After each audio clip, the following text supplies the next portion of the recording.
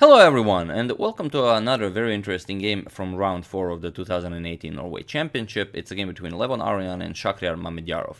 Now, we don't have any photos from this round, so instead I thought we'd play a little game. I show you a random photo of a chess player and you have to guess who it is. Now, since this is the first time we're doing this, I'm really going to make it simple for you. It's someone you all know, you've been seeing a lot of him lately, but it's a photo of him from when he was a teenager. So, if you don't know who it is, I'm really gonna take it as a personal insult, and I will really feel that I failed you. So here it is. I really hope you all know who it is. Let's see it. So there he is, and I really hope at least 95% of you know who this is. I will not even say who it is because I am that positive that you all know it. So before we check out the game, it's a very interesting game. It features a line that we've already seen in my previous video in a game between Karakin and MVL. Only it takes a different path, but it's also interesting that it also follows the game that was played in 2006 between Veselin Topalov and Peter Svidler. But then at some point Mamedyarov comes up with a totally different preparation, and it's very interesting how Aronian deals with this preparation over the board. So let's see it. We have d4, knight to f6, c4, g6, knight to c3, and d5. Same as in the previous game, the Grunfeld defense. C captures, knight captures, e4, knight captures on c3, bc3, and the bishop to g7. So bishop to c4, all the moves are completely the same as in the game between Karakin and MVL, knight e2, castles, knight to c6, bishop to e3, and here it was in this position that MVL went for b6, where Karakin proceeded d captures on c5. Here Mamedyarov goes for knight to a5, attacking the bishop on c4. Bishop to d3, now comes b6, and here rook to c1. It's very interesting, why not capture the pawn here? It seems like it's a free pawn. Captures, and bishop captures. So why not do it, grabbing a nice pawn like this? Well, black gets too much activity, and after queen to c7, your bishop is under attack. If you move the bishop, the c3 pawn is attacked twice, from the queen and the bishop. And if you play something like bishop d4, if you want to keep material, then after e5, black will really gain a lot of activity and also will win the bishop pair after knight to c4. So your bishop is attacked now. Black will either grab, or after captures. It's a very weak c3 pawn. Black will win it eventually, and black also has the bishop pair, so definitely enough compensation for the pawn. So after b6, rook to c1 by Aronian. e5, and this is the idea. It's been played plenty of times, even on a very high level. The strongest game in this line was probably Veselin Topalov versus Peter Svidler in 2006, so we're going to use that game as reference, and this game continues in the same path. D captures on c5, bishop to e6, c4 now. B captures on c5, bishop captures on c5, and this is where the game takes new form. In their game, Svidler played rook to e8. Simply, the bishop is attacking the rook, so he moved the rook, and Veselin Topalov won that game. But for this game, Mamedyarov prepared bishop to h6. So instead of moving the attacked rook, he attacks the rook on c1 himself. We have rook to c3. Not moving the rook, for example. If you go for bishop captures on f8, then bishop captures on c1, knight captures, king captures. And after queen to c2, rook to c8, c5, and queen to d4, black will always win this extra pawn white has, and then the compensation will be real. So after this, bishop to h6, we have rook to c3 by Aronian. Rook to e8, also getting the rook out of harm's way. Queen to c2, preparing to protect that extra c4 pawn. Queen to c7 and bishop to a3 now. So the c4 pawn is currently attacked 3 times and defended 3 times. Rook 8 to b8, we have h3, rook e to d8, and bishop to c1 now, trying to exchange the dark square bishop. Bishop to f8, Mamedyarov doesn't allow this, and bishop to g5, a very active square for the bishop. Rook to d7, we have c5 now, past pawns must be pushed, and now h6. Bishop to e3, knight to c6, and bishop to c4 now, offering a trade of bishops. And here we have knight d4 and a little bloodbath in the middle of the board. Bishop captures, e captures on d4, we have bishop captures on e6, pawn captures rook, bishop captures rook, queen captures bishop, and knight captures pawn. As you can see, white is currently up 2 pawns, and it's not possible to immediately grab the c pawn. If you capture it immediately, then white gets too much activity after knight to d5. Now, your bishop is attacked on c5, knight f6 is a threat, forking the queen and the king, and after bishop to e7, preventing both threats. After you exchange rooks, white will infiltrate the position, well, either on b8 or if black stops this using b7, and will simply have too much activity there. For example, even if, let's say h5, queen b8 is coming, this comes with check. If you move the king, then queen e5 check will win the bishop. And if you move, let's say h7, then white will have an extremely active position. So after knight to c3, first Mamedyarov goes for queen to d4. Now there's a double attack, and now it's okay to win the pawn. c6, again pushing the passed pawn. Queen to c4 and rook to c1. So Aronian will give up the second extra pawn, but he will gain a lot of activity in the process.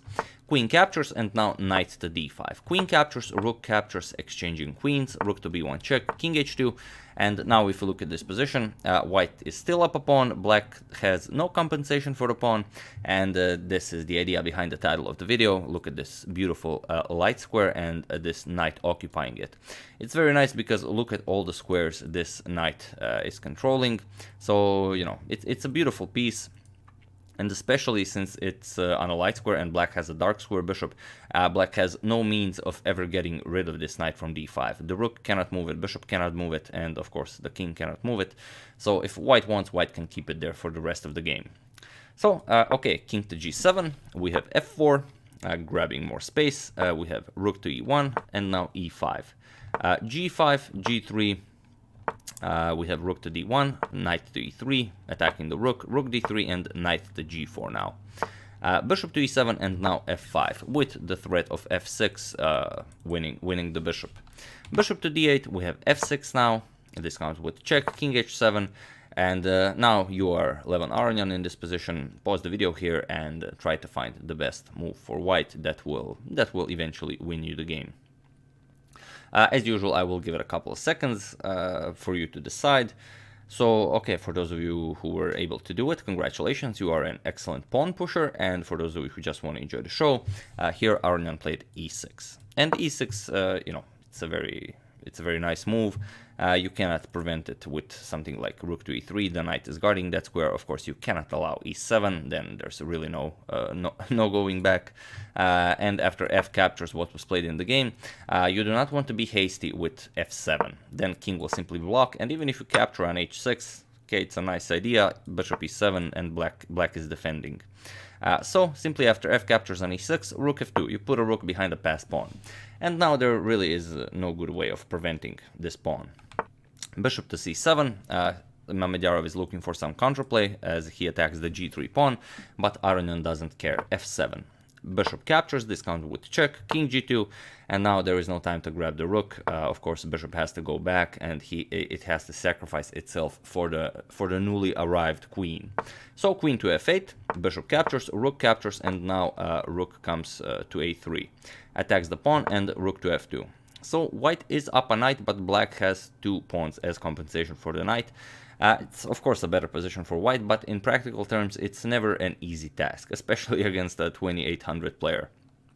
So king g6, rook e2, king h5, we have knight f6 check, king moves, attacks the knight, knight moves back, we have e5, rook to c2, king comes to f5, knight g3 check, king e6, and rook back to f2. We have king to d5, knight to f5, rook to a6, has to protect the h6 pawn, and now king to f3. So Aronian managed to force this rook to go back, so now the king can activate it himself. Rook to a3 check, king goes to g4, and now, of course, king wants to come to h5 and start grabbing those pawns, so h5. the king will grab it, and then Mamedyarov can grab the h3 pawn. So king captures, rook captures with check, and king captures. And this is Mamedyarov's idea. He knows that there is very little chance he will save this game, but he will at least try to win White's last pawn. And even if he has to give up both of his pawns in the meantime, then he can maybe hold a draw in a king and rook against a king and rook and knight endgame. So e4. King to g4 attacking the rook, rook back to a3, rook e2, king e5, knight to g3 with a double attack on the rook, rook a4 defending, and king to h3. King f4, we have king to g2, e3 now, pushing that pawn even further. We have rook to b2, and now rook to a3. And even though white is the one that has the extra piece, it seems like black is the one pushing white back, and that is the power of the passed pawn. Knight to e2 check, king moves, king f1, king d3, king to e1, and rook to a6. We have king to d1, rook to h6, rook to b3 check, king moves, and it was in this position on move 70. Aronian played rook to b4 check, and Shahriar Mamedyarov finally decided to turn in the towel, and he resigned the game. There is, he could, give some more resistance, but after something like king to f3, rook f4 check is coming, king g2, and then after king c2,